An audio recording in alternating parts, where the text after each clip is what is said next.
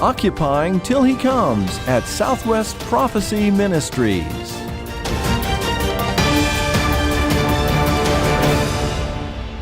Welcome, friends. This is Dane Rome, your announcer for today's Last Days Beacon program. Thanks for listening, and thank you for joining us. Just a reminder that these programs are supported by your gifts to this ministry. If you'd like to contribute to this ongoing faith ministry, which deals with biblical prophecy and current events, simply go to our website to contribute. Our website address is www.swpm.us. You'll find a donate link on the homepage. The website address again is www.swpm.us. Thank you for your prayers and support for this faith ministry. On today's program, Dr. Schnitger continues his discussion with prophecy expert Bill Salus. Bill is one of the leading authors and speakers on Bible prophecy in our day, and is a headliner at prophecy conferences across the country. He's just finished a brand new book and DVD entitled Apocalypse Road, Revelation for the Final Generation. This amazing book and DVD deals with events that will take place after the rapture and before the tribulation. This is an important yet neglected subject that you'll find very fascinating. Let's join them for today's dialogue. Thank you, Dane. It is a great privilege to have Bill Salus on the broadcast throughout the month of July to discuss his latest book and DVD entitled Apocalypse Road. Bill is one of the leading prophecy scholars in our day and is a headliner at prophecy conferences across America. God has gifted Bill with an ability to understand Bible prophecy and relate it to the day in which we live. We've been talking these past weeks about the time gap between the rapture and the commencement of the tribulation. Now, friends, this might be a new concept for you, but I think as you listen to these programs week by week, you'll understand the necessity for that time gap between these two important prophetic events. Now, the event that will mark the end of this gap period is known as the covenant of Daniel chapter 9, Daniel's 70th week, also known as the false covenant of Daniel chapter 9. So that's what I would like for us to dig into today. So, Bill, welcome back to our program. David, hey, it's great to come back and do this show. This is going to get into some pretty critical biblical information, because this false covenant is really what triggers that 70th week you talked about, the most terrible time in the world's history. Jesus says that it's the worst time ever in Matthew 24 when we get into this tribulation period. So even worse than the flood of Noah. So what is this covenant about? Who does Israel covenant with? And what is the true content? I mean, this is we need to decipher this. Oh, absolutely. Absolutely. Well, the false covenant, of course, is contained in Daniel chapter 9, verses 24 through 27. And there's an awful lot to unpack. We could talk about the 490 years, etc., and all of the details that go back into history. But what we're really looking at is that future covenant that will mark the beginning of Daniel's 70th week. And of course, we know that in this particular context, a week is a week of years. We're talking about a 7-year period that begins with this mysterious false covenant. So lead us in a discussion of that, Bill. Right, and that's a good point, because the 70 weeks of Daniel is some of the most incredible prophecies in the Bible. Daniel 9 verses 24 through 27, and the 69 weeks have gone by as we get through to Daniel 9:27, which I'll have you read in just a moment. So what we end up with is the final week. And that is commonly understood that final week is triggered by this false covenant that's talked about in Daniel 9:27. And, we would then call it Daniel's 70th week, or the tribulation period is sort of the Christianese term for this period. So many of your listeners are probably familiar with the 7-year tribulation period. Well, it's commonly taught, I teach this as well, among the Bible prophecy teachers throughout time and of our time, that it is this confirmation of the false covenant that puts us into this tribulation period. So why don't you go ahead and read Daniel 9:27 as a proof text to start with on this false covenant. Okay, Daniel chapter 9, verse 27, which is the last verse in the 9th chapter of the book of Daniel. And he shall confirm the covenant with many for 1 week. And in the midst of the week he shall cause the sacrifice and the oblation to cease. And for the overspreading of abominations he shall make it desolate, even until the consummation. And that determined shall be poured upon the desolate. Yes, and so what we've got is some very invaluable clues about this false covenant. We find out that he they're referring to is the Antichrist from the prior verses, the prince that is to come out of the people who destroyed the city and the sanctuary. That would be, of course, that was the Roman Empire. They destroyed the city of Jerusalem and the second Jewish temple in 70 A.D. The revived Roman Empire. Out from that will come he who will be the Antichrist, who confirms a covenant with many. So we know we're dealing with Israel because these verses are dealing with Israel, their holy city, the people of Israel, Daniel 9:24 through 27. But it's with many. We have to find out, well, who are they pacting with? Who's the other signatory of the covenant? So the Antichrist confirms it. That's a very invaluable clue. We know that it lasts for a week, for 7 years. It's a 7-year covenant between Israel and some other party. So we're going to have to put a face on that other party. We're not going to be able to find them in Daniel 9. We find out in the middle of that week, though, the Antichrist is going to go in and violate that, or he's going to breach that or void out that covenant. And he will do it in a way where he goes into the Jewish temple, because it says he's going to go in and stop the sacrifices and offerings that are taking place. So the Jews will be having their temple instated. Matthew 24, verse 15 through 19, Jesus acknowledges this. He says, that the Antichrist is going to come in and do the abominable act, the abomination of desolation, midpoint of the tribulation. He's going to go into the temple, and what he's going to do is he's going to stop the sacrifices and offerings that are taking place in that temple. So these are really invaluable clues. He's a confirmer. He may be the one who drafts the covenant. He may be a party to it, but we don't have that detail here. I would look at it mainly as he's just simply confirming a covenant, much like Bill Clinton did with Israel and Jordan in 1994, and Jimmy Carter did between Israel and Egypt. I believe that was 1979. So, these parties, whoever they may be, Israel and the other party of the many, will trust this political persona called the Antichrist, like Israel trusted the presidents of America we just talked about, to confirm this covenant, which, why are they covenanting for one place, for one reason? What is the content on that covenant that concerns Israel to even draw them to the negotiating table? And we just don't have those details here in Daniel 9:27.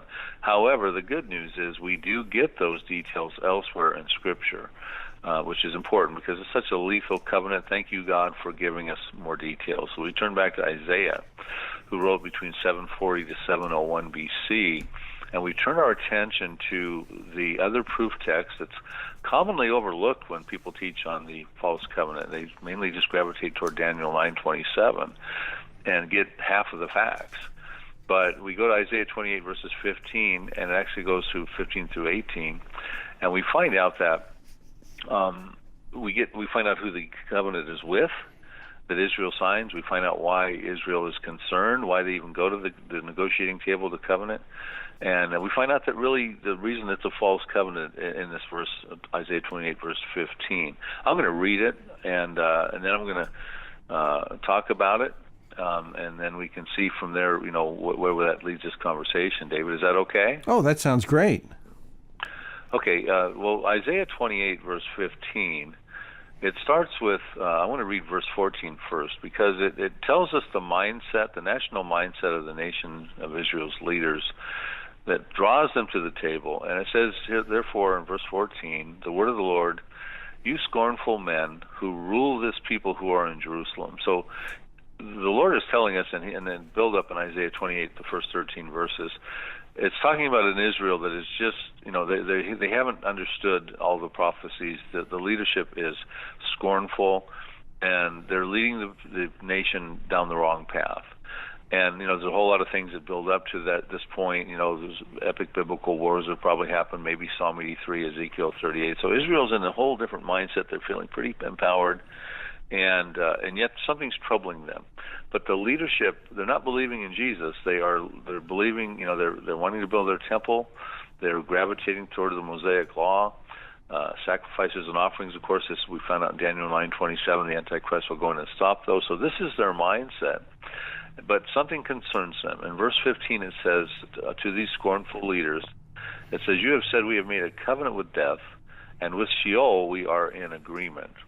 When the overflowing scourge passes through, it will not come to us, for we have made lies our refuge, and under falsehood we have hidden ourselves." Now, what we've got here is we're told that the covenant is with death and Sheol. So who are they? Well, we'll talk about that in a minute, because they actually show up as the fourth horseman in the book of Revelation, chapter 6. Could it be one and the same? And these are idioms, death and Sheol. How do you take an intangible like death and put a tangible face on that? So we're gonna attempt to do that in this program and the next one. But then it says Israel's concerned that death and Sheol, whoever they represent, are perpetrating an overflowing scourge that's passing through the earth. Now, what is that? Okay, what is death and Sheol, or death and Hades of the fourth horseman, perpetrating that threatens Israel to the point where they would want to covenant with them to prevent that from overtaking them? And then it says a very invaluable clue that the overflowing scourge will not come to us. It won't come to the nation of Israel because of our pact that we're signing. And they say we're in lies, and we've hidden ourselves in lies, and our refuge is in these lies. So in other words, it's like they're signing something. They don't necessarily agree with it, but it's politically expedient for them, in my estimation, to covenant with this death and Sheol, even though they know in the back of their mind that they're not buying into it. So that's what I'm seeing there. So we're going to have to try to figure out, well, what are they trying to avoid, and who is perpetrating, and who is death and Sheol, David? That certainly does raise some questions. Now, are you suggesting, Bill, maybe I'm a bit slow, it might be real obvious to our listeners, that this covenant with death of Isaiah 28:15 could be the same covenant that Daniel is referring to in chapter 9? Yes, it is. I first heard about this from a scholar named Dr. Arnold Fruchtenbaum, and he did a really good expose on why that is, connecting to it. And in my book, Apocalypse Road, I do take the time to not only quote Dr. Arnold Fruchtenbaum, a graduate of Dallas Theological Seminary, Messianic Jew, one of the great scholars of our time, actually. But I also give the reasons why we can know that's why we understand that's connected. Because when you read through the first 13, 14 verses of Isaiah 28, you could tend to think, well, no, this was fulfilled with the northern kingdom and or the southern kingdom with at the time when they were existing and then defeated. But I point out arguments why that wasn't the case. So presuming I'm correct, and the arguments make sense to your listeners when they get the book and read it, if they do, I would basically say, let's go forward. Okay, so that is the same covenant, and that's provable.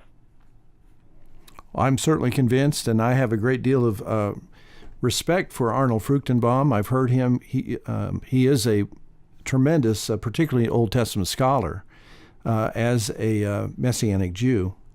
And not that we're exegeting the rest of the chapter, but the verses that follow Isaiah 28:15 also seem to be future-oriented. Right. So we're going to visit those. Let's do this, though, David, not to navigate us out here on rabbit trails. Let's start with part one. Who is death and Sheol? I mean, because when we find out who they are, we find out why Israel's concerned about them. Is that a good place to go in the next question? I think so. Okay, because what we're going to do is we're going to direct your reader's attention to the equivalent of who these guys probably are, death and Sheol, who they represent. Death in the Bible represents, the departure of the soul from the body at the point of death. And so, but then Sheol, and that's in the Hebrew, the Greek is Hades, also translated as hell in some translations in the New Testament, is where does that soul go into eternity? And when you deal with Revelation chapter 6, verse 7 and through 8, the fourth horseman shows up. And I say horsemen plural because it's got two riders on it. They're side saddling. It's death and Hades. So here's what it says.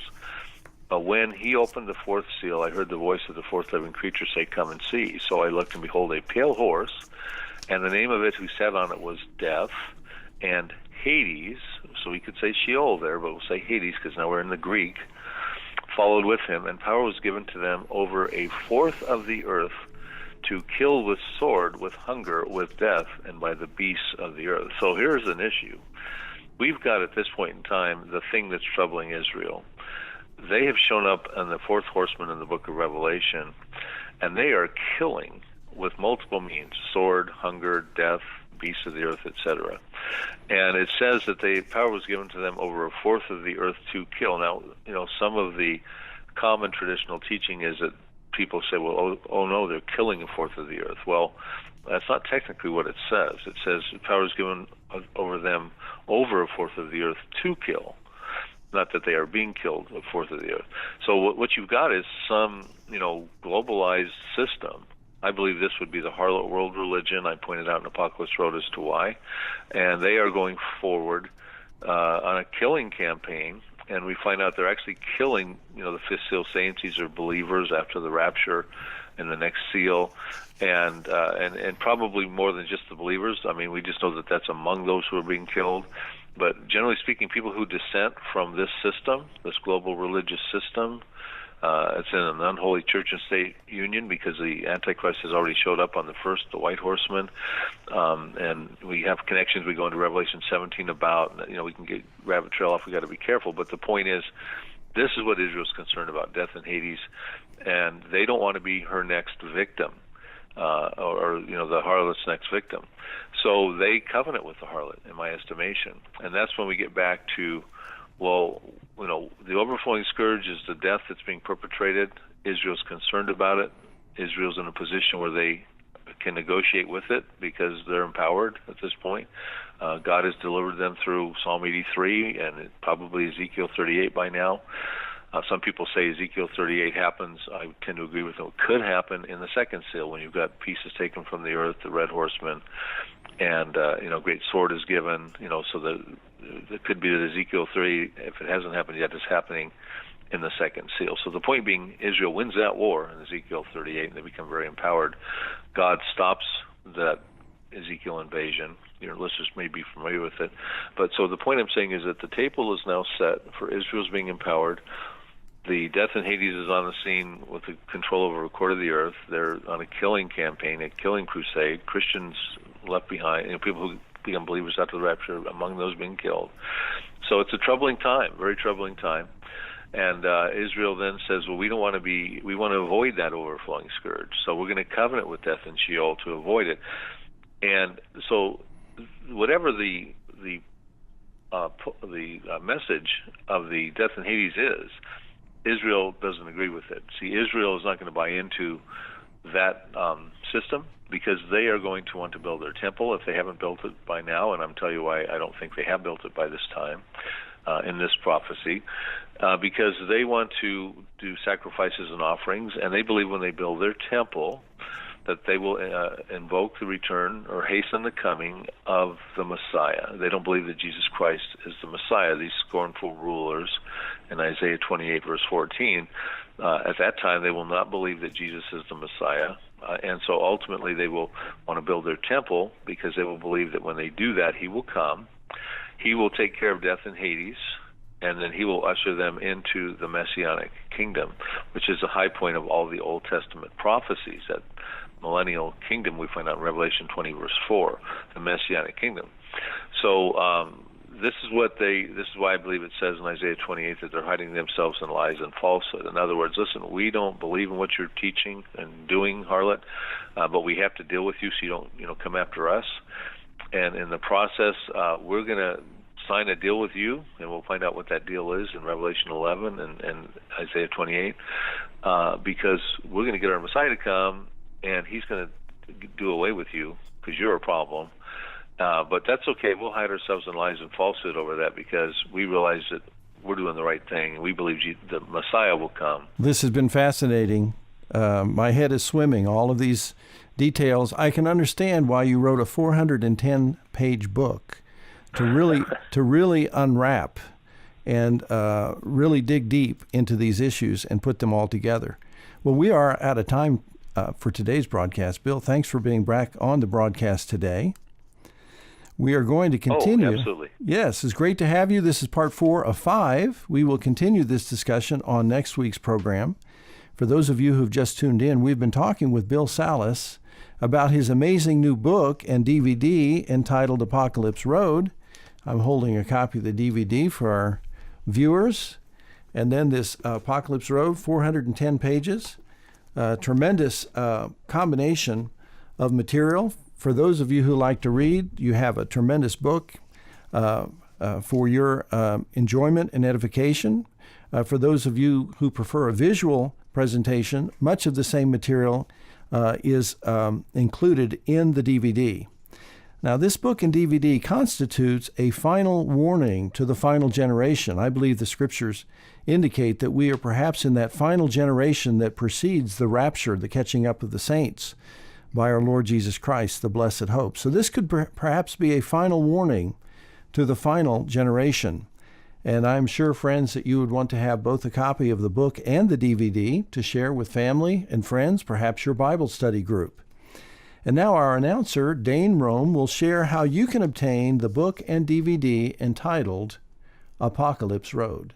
Thank you, Dr. Schnitker. Dear friends, this month we're featuring an excellent book and DVD entitled Apocalypse Road, Revelation for the Final Generation. This is book 2 of an end times trilogy that attempts to chronologically order the biblical prophecies that occur between now and the second coming of Christ. Apocalypse Road covers the prophecies that seemingly happen in the interval between the rapture and the 7-year tribulation period. These events include the Gog and Magog invasion of Israel, prophesied in Ezekiel 38, the formation of the global world religion called Mystery Babylon, the ride of the 4 horsemen of the apocalypse, the arrival of the Antichrist, the martyrdom of the 5th seal saints, the revealing of the 144,000 Jewish witnesses, the identity of the 2 witnesses, and much more. This book combines a novel with a biblical commentary, 2 books in one format. If you enjoyed the Left Behind books, you'll appreciate the biblical explanations provided in Apocalypse Road. The book contains helpful maps and is over 400 pages long. For those who prefer, there's also a DVD containing information that's over 100 minutes long. Apocalypse Road is the final warning to the final generation to get right with the Lord now before it's too late. The book is available for a gift of $19.95 plus shipping and handling. The DVD is also available for $15.95 plus shipping and handling. We have a special combination offer of $33.95 for both the book and the DVD. To obtain this book and DVD, simply go to the homepage of our website, www.swpm.us. The website again is www.swpm.us.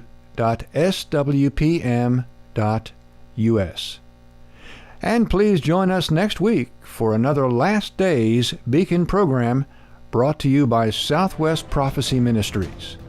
Until then, this is Dane Rome saying thanks for listening.